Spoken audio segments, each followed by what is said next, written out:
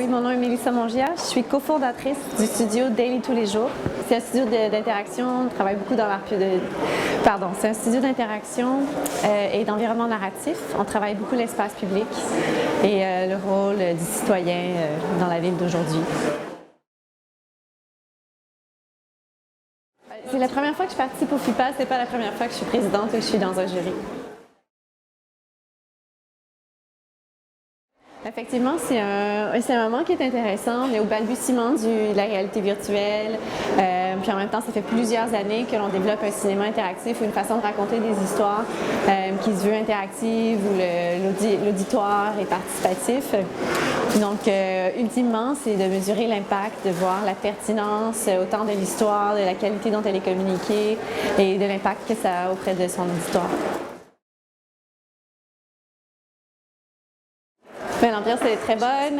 Les projets qui sont présentés sont très intéressants. Comme vous disiez, il y a une sélection qui peut paraître éclectique, mais on sent quand même une certaine mouvance dans une attention particulière à l'auditoire et à son rôle, à sa présence. On essaie d'engager, d'aller chercher une certaine empathie.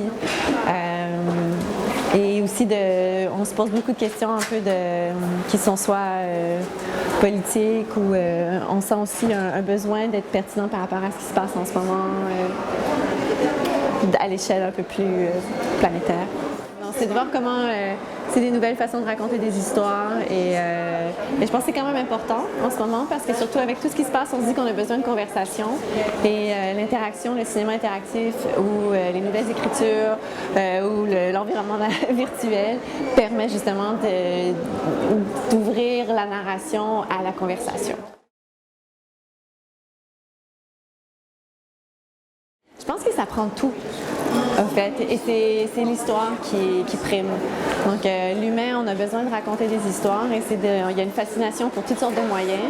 Et j'espère que tous les moyens vont juste s'enrichir au lieu de...